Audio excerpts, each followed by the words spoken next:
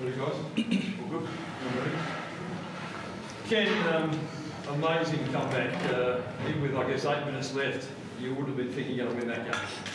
I wasn't thinking we weren't going to win the game. I don't want to sound silly, but they do. They just play to the end, this group of players. And, you know, anything can happen. We know how quick football turns and how quickly the scoreboard can change.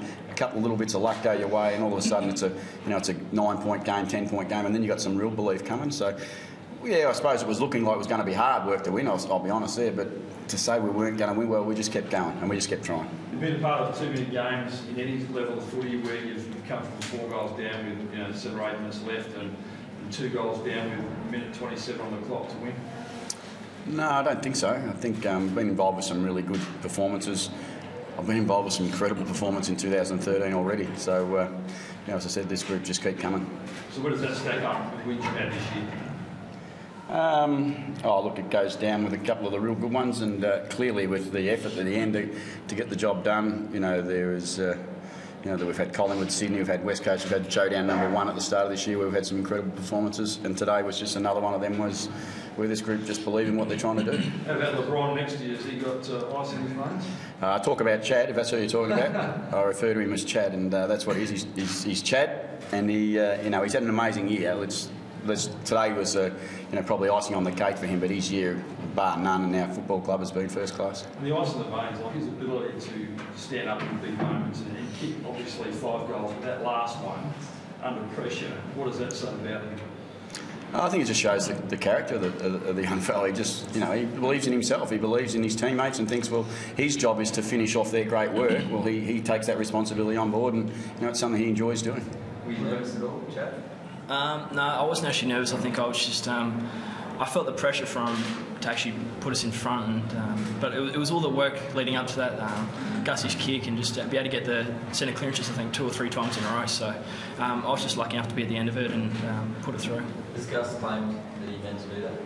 I saw his eyes looking. I'm not sure if it was meant for me, but it was definitely meant for a centre clearance. Yeah. Can you ever send a wrong one like that?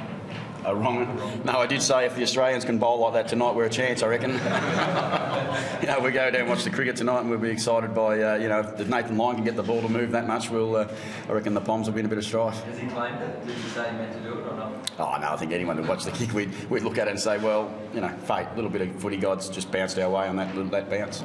Ken, the fact that they were in control for part of the game, do you take that just as the ebb and flow of the game, or is it something you'd be critical of? Oh, I know it's something we have to learn from, because I said at half-time we had the game probably where we were wanting it to be, and I think that happened last time. It was the reverse. They came back, but again, when we've had to come back from the St Kilda game, the sides got back in front, and the Crows they were fantastic in the second half. They certainly had their team with the ball, and we were unable to slow them down too much. So, it was a good performance all round for both sides, I'm sure. But we got a big smile on our face because we end up winning. But that's the, as we've seen today, that's the bounce of the ball sometimes. But you still pick it apart and be. Yeah, absolutely. Yeah, no, we'll review it really hard, and we have to. Every week's a learning curve for this side, and I said all the experiences we get is really valuable to us. But it's part of the journey. It's part of where we're trying to go eventually, and we know that there's still significant room to improve. You know, there's going to be more talk again about finals, and you're probably sick of it in a sense, but you still have to deal with it. And how do you best go about that? I looked at the draw before I came in here, and it's Geelong at Geelong. Yeah. So I dealt with it. Yeah. Really quickly. Yeah. Okay.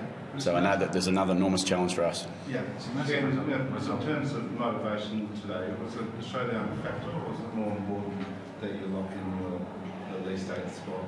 I think it's more important about what we were trying to do. The showdown's great obviously for Adelaide. It's a fantastic, and I've been involved with too, and it's an incredible build-up. It is exciting. It is finals-like, so it's good experience for both sides to get to play in those games. But for us, today was more about what we had to do. And as you as coach, do you use the showdown as a special motivating factor? No. We talked about our performance. Said to the boys before the game, it's going to be 80% about what we do and 20% about what the Crows are trying to do, either to us or against us. So it's more about what we have to do. Well, they said you just soaked up by looking at Geelong, but it's a massive result now, 2 games clear. Do you want it? That's probably more of a statement. You want the boring line? You get what you deserve, and that's what we will. Again, we're still 4 games to go. There's still a long way to go. Yes, we're really pleased with the effort of the boys to win now, I think, maybe our 5th game in a small margin for the year. So that's character building. That's what they've got. So at the end of the year, hopefully there's enough in that for them. At the end of the year, there's a little bit more of a reward. Chad, you're proving to be a big game player. Do you thrive on those moments? Like I said, I like to stand up in games, but again, it's all about a team performance. We had 22 blokes out there giving their all, and I feel like that if I give my 5%, then everyone else gives their 5%, then we're going to get over the line. And that's what happened today. We didn't give up, and everyone chipped in and played a great game. What went through your mind with lining up though? With so much riding on it, because that was virtually going to be the last kick to decide it. I think I was just trying to block out every noise and just go through my routine and yeah, just execute. I think you just got to live in the moment and not worry about what's going to happen afterwards, and then I'll celebrate it. Was your heart pounding? No, it wasn't pounding at all. I think I was just happy to get the opportunity to do. I think I was just lucky to be out there just playing football in general. So just have the opportunity, and I think I owed it to my teammates and the coach to get it done. Just from a player's point of view, though, to be so close to the finals, is it hard not to think about finals, or is it? No, because we've got to worry about next week, and I think that's what helps us get past that thought. Is that we've got to worry about this week against Geelong in Geelong, so it's another tough game, and hopefully get the win there, and that's what we're going to focus on. Chad, how important in having a full pre-season and doing nearly 100% of the work this year compared to your first season has impacted on your consistency this year? Oh, definitely. I think just getting used to the game of football. It's a completely different game in AFL, and also improving on my fitness. And that's thanks to Burjo, it's thanks to Ken, it's thanks to Tyson Edwards, who actually helped work on my game, and not just me, everyone else. So we improved as a team, and again, it's just a great performance and a great game. John, I know it's a team game, but to win the showdown medal, your name in the last year's company, what does that mean to you personally? Like I said, it's a great honour, and but again, I'd trade this for the win any day. I think that's what we fight for. We don't fight for medals, we fight for wins. Ken, obviously a great win, but you got away from you from the start of the third quarter until probably 8 minutes to go in the last. What did you identify as how it slipped for a while there? Oh, I think it was work rate of the Crows. Perhaps they just wanted a bit more of the the contested ball. They beat us in an area that we pride ourselves on for that period of the game significantly. It was a pretty big margin, so they got us in that area. But then, as I said, in the last 8 minutes to fight back, that's when belief can disappear really quickly. When you get in that position, everyone has acknowledged in here that there was a bit hanging on the end of the game. So the belief can disappear from a playing group quickly in that situation, and that's what this group are very good at. They maintain their belief about what they've got to do, their behaviour and their actions. And I'm sure the supporters driving home tonight will be going, wow, they just keep coming, they just keep working. But it's all about what they've got to do to work. It's not just about kicking the goals at the end. As Chad mentioned, his mark, his goal was off the back of his teammates' great work and their courage to keep coming forward. How good is this bloke becoming though?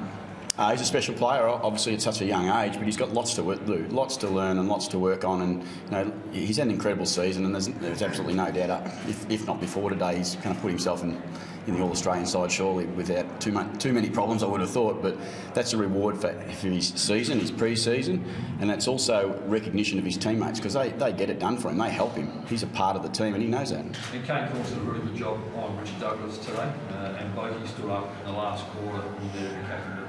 Yeah, so that's exactly what I've just talked about. Kane's job on Douglas, I think it was 11 touches to 4 or something at half-time in Kane's favour. We broke the move at the end to try and generate some run, because we know Kane can actually do a bit of both for us. So, Chad's here, but Kane's done a great job. Travers has done a great job. Boakey, everyone's had their little moments, and unfortunately for us, we lose, Paul Stewart with an injury very early on in the game. So that's football. That's what happens. Is that a long term for Stewart? Is that season over? I think it's a broken arm.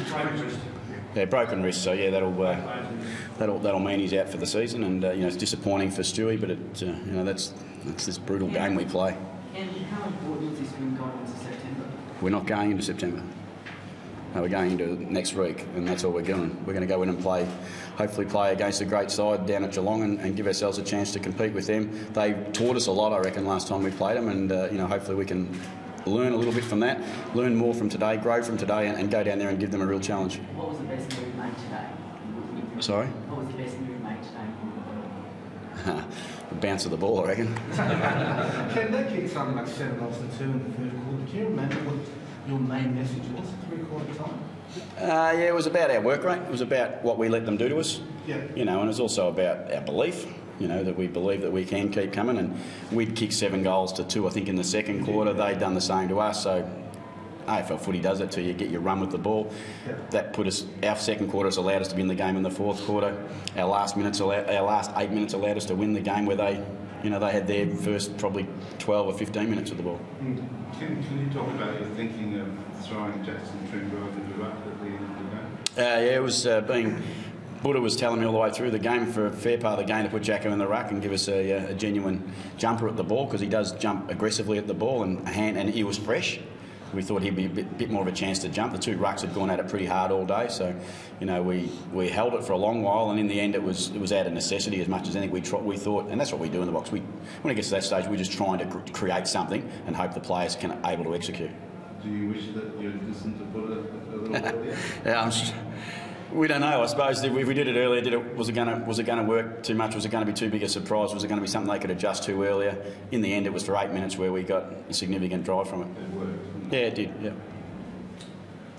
Thank you.